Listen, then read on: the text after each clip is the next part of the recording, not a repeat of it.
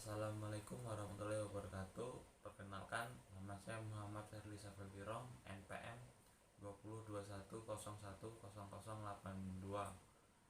Matkul Tasawuf, Akhlak Tasawuf. Di sini saya akan membacakan tentang makalah kelompok saya, yaitu macam-macam penyakit hati dan cara mensucikannya.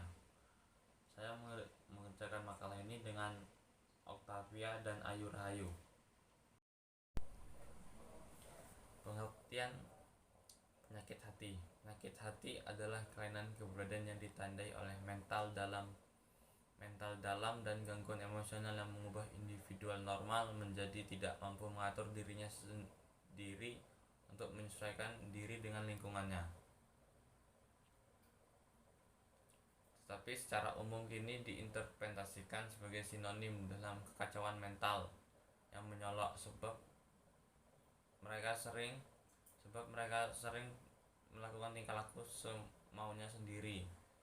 Seseorang yang diserang penyakit hati keberadaannya terganggu dan selanjutnya menyebabkan kurang mampu menyesuaikan diri dengan wajar dan tidak sanggup memahami problemnya.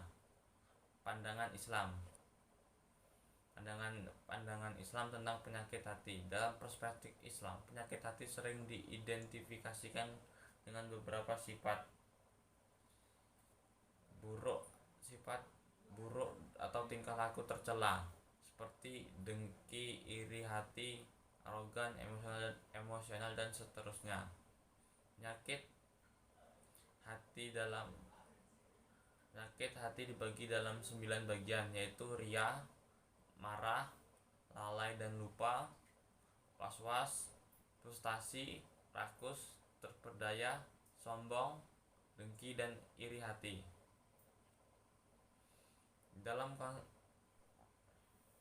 Di sini saya akan membahas tentang ria, marah, dan iri dengki. Ria, pertama saya akan membahas tentang ria. Seperti yang dijelaskan oleh As-Sarkawi bahwa dalam penyakit ria terdapat unsur penipuan terhadap dirinya sendiri dan juga orang lain karena hakikatnya ia mengungkapkan sesuatu yang tidak sesuai dengan kenyataan sebenarnya. Di sini dijelaskan juga dalam ayat Al-Qur'an.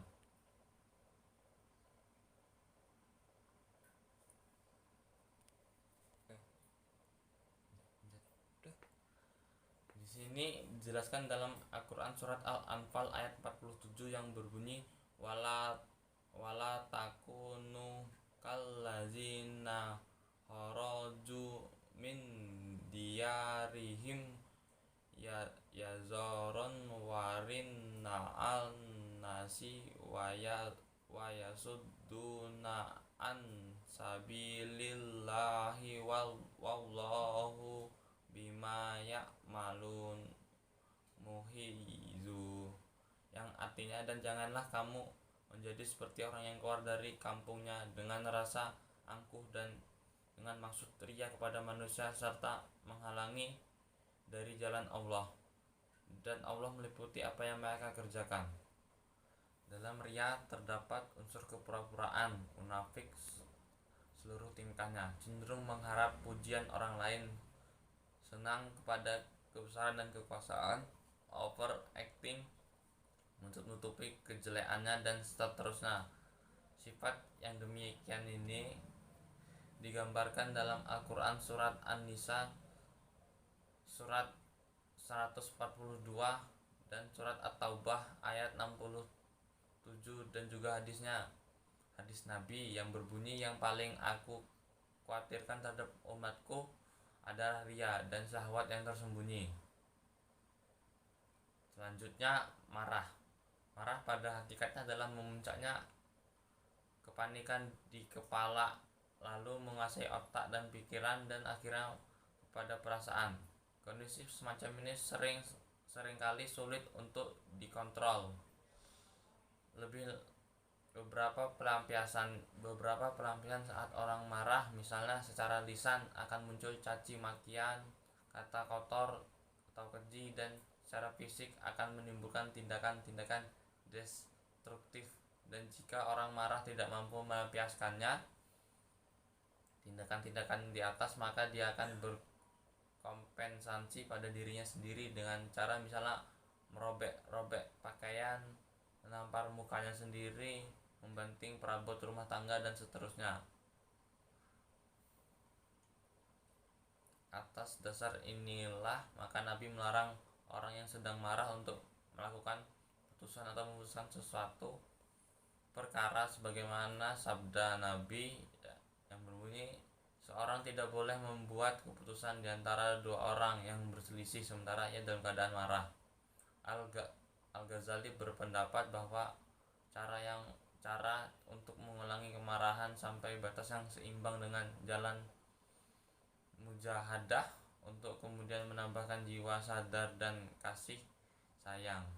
Berkaitan dengan hal di atas, Utsman Najani berpendapat bahwa emosi marah yang menguasai seseorang dapat membuat kemandakan berpikir. Di samping itu, energi tubuh selama marah berlangsung akan membuat orang siap melakukan tindakan-tindakan yang akan disesali di kemudian hari. Di sini marah juga dijelaskan dalam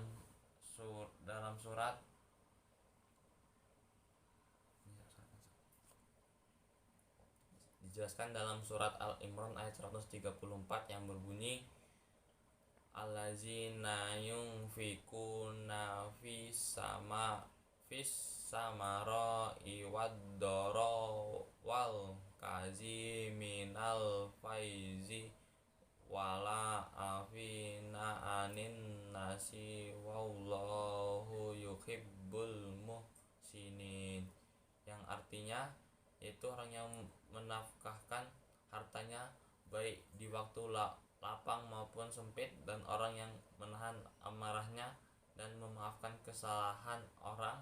Allah menyukai orang yang berbuat kebijakan.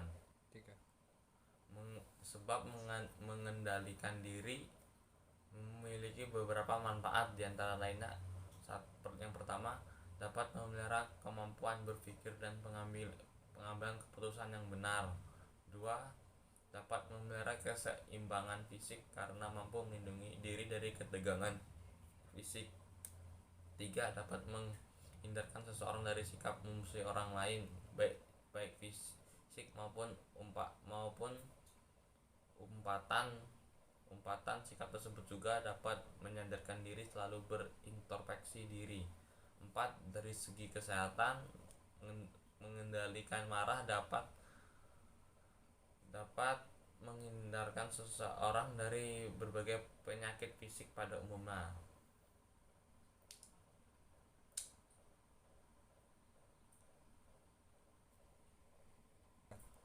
Selanjutnya, iri dan dengki. Iri hati atau juga disebut dengan dengki merupakan gejala luar yang kadang-kadang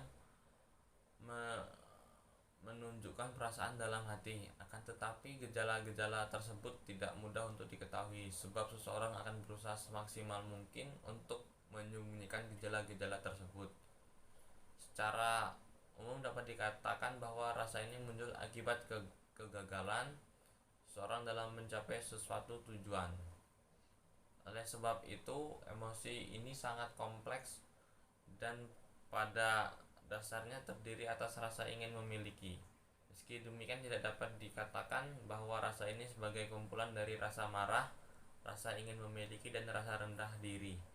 Akan tetapi lebih dari itu adalah memiliki karakteristiknya sendiri. Dan di antara gejala-gejala yang nampak adalah marah dengan segala bentuknya, mulai dari memukul, mencela, menghina, membuka rahasia orang lain, dan seterusnya. Ini jenis pertama merupakan di sini juga iri dengki dijelaskan dalam surat An-Nisa ayat 32 yang berbunyi, wala tatammanau ma faddallallahu bihi ba'dakum ala badlihir rijali nasibum mimma walim nisa'i nasibum mimma takazzabun was wasallallahu min fadlil innallaha kana bikulli syai'in amin. Yang artinya, dan janganlah kamu iri hati terhadap apa yang dikaruniakan Allah kepada sebagian kamu lebih banyak dari sebagian yang lain. Sebagian kamu lebih banyak dari sebagian lain karena baginya orang laki-laki ada kebahagiaan daripada apa yang mereka usahakan, dan bagi para wanita ada kebahagiaan dari apa yang mereka usahakan, dan mohonlah kepada Allah sebagian dari karunia-Nya. Sesungguhnya Allah Maha mengetahui segala sesuatu. Yang selanjutnya adalah cara mensucikan penyakit hati. 1. Membaca Al-Quran dan maknanya. 3. Mendirikan sholat malam. 2. Mendirikan sholat malam. 3. Berkumpul dengan orang soleh. 4. Berbanyak puasa. 5. Memperbanyak zikir pada pagi dan malam. Kesimpulan yang dapat diambil dari penjelasan tentang makalah kelompok saya, penyakit hati adalah penyakit gangguan yang ada pada hati dan perasaan manusia. Penyakit yang ada dalam hati setiap orang bisa mempengaruhi perilaku dan perbuatannya.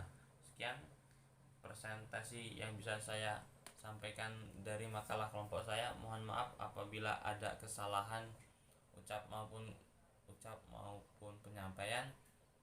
Wassalamualaikum warahmatullahi wabarakatuh. Pengertian penyakit hati. Penyakit hati adalah kelainan keberadaan yang ditandai oleh mental dalam dan gangguan emosional yang mengubah individual normal menjadi tidak mampu mengatur dirinya sendiri untuk menyesuaikan diri dengan lingkungannya. Tetapi secara umum kini diinterpretasikan sebagai sinonim dalam kekacauan mental yang menyolok sebab mereka sering melakukan tingkah laku semaunya sendiri. Seseorang yang diserang penyakit hati keberadaannya terganggu dan selanjutnya menyebabkan kurang mampu menyesuaikan diri dengan wajar dan tidak sanggup memahami problemnya. Pandangan Islam tentang penyakit hati. Dalam perspektif Islam, penyakit hati sering diidentifikasikan dengan beberapa sifat buruk atau tingkah laku tercela seperti dengki, iri hati, arogan, emosional dan seterusnya. Penyakit hati dibagi dalam 9 bagian, yaitu ria, marah, lalai dan lupa, was-was, frustasi, rakus, terperdaya, sombong, dengki dan iri hati.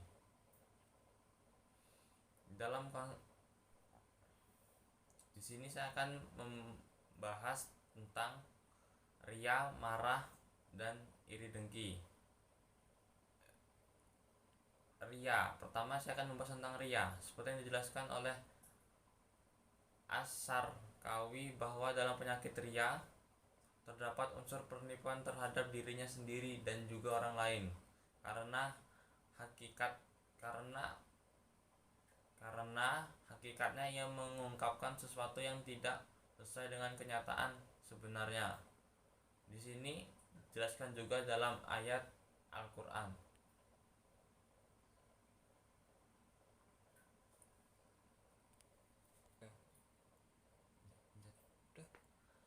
Di sini dijelaskan dalam Al-Qur'an surat Al-Anfal ayat 47 yang berbunyi wala takunu kallazina kharaju min diyarihim yazaron warina al-nasi wa yasudduna an sabilillahi wallahu bima ya'malun muhizu.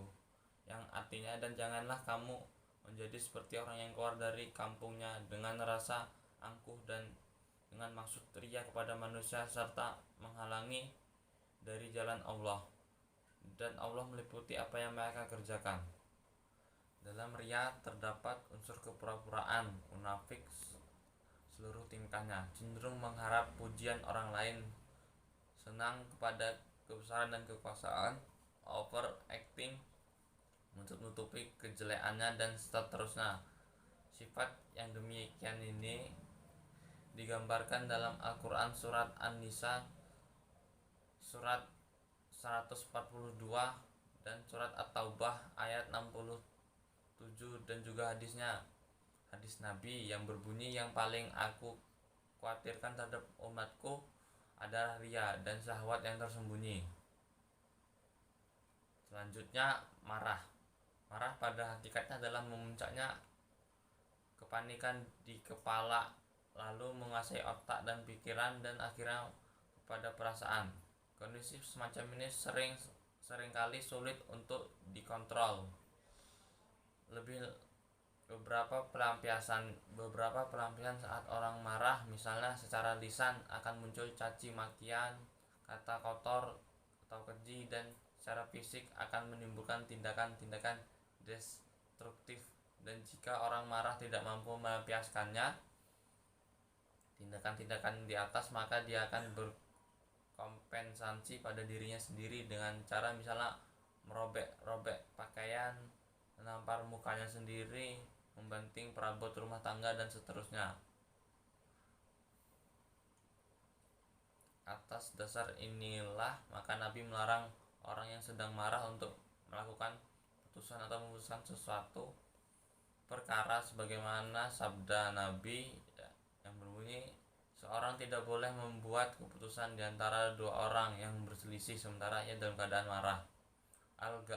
Al-Ghazali berpendapat bahwa cara untuk mengulangi kemarahan sampai batas yang seimbang dengan jalan mujahadah untuk kemudian menambahkan jiwa sadar dan kasih sayang. Bahkan dengan hal di atas, Utsman Najani berpendapat bahwa emosi marah yang menguasai seseorang dapat membuat kemandakan berpikir. Di samping itu, energi tubuh selama marah berlangsung akan membuat orang siap melakukan tindakan-tindakan yang akan disesali di kemudian hari.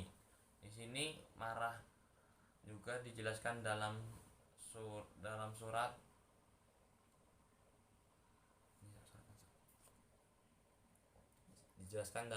Al-Imran ayat 134 yang berbunyi, allazina yunfikuna fis samara'i wad-dara wal kaziminal faizi wala afina anin nasi wallahu yuhibbul muhsinin, yang artinya yaitu orang yang menafkahkan hartanya baik di waktu lapang maupun sempit, dan orang yang menahan amarahnya dan memaafkan kesalahan orang.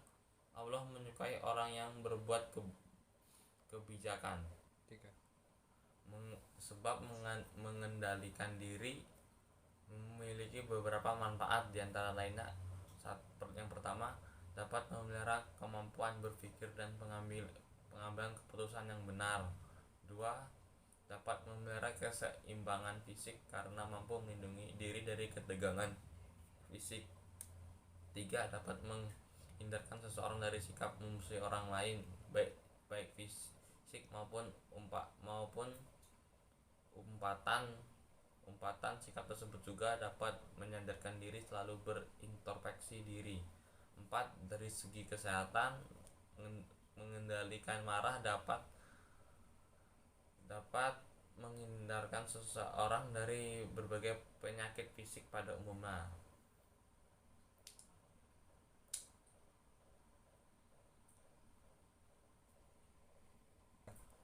Selanjutnya, iri dan dengki. Iri hati atau juga disebut dengan dengki merupakan gejala luar yang kadang-kadang menunjukkan perasaan dalam hati. Akan tetapi gejala-gejala tersebut tidak mudah untuk diketahui, sebab seseorang akan berusaha semaksimal mungkin untuk menyembunyikan gejala-gejala tersebut. Secara umum dapat dikatakan bahwa rasa ini muncul akibat kegagalan seseorang dalam mencapai sesuatu tujuan. Oleh sebab itu, emosi ini sangat kompleks dan pada dasarnya terdiri atas rasa ingin memiliki. Meski demikian, tidak dapat dikatakan bahwa rasa ini sebagai kumpulan dari rasa marah, rasa ingin memiliki, dan rasa rendah diri. Akan tetapi lebih dari itu adalah memiliki karakteristiknya sendiri. Dan di antara gejala-gejala yang nampak adalah marah dengan segala bentuknya, mulai dari memukul, mencela, menghina, membuka rahasia orang lain, dan seterusnya.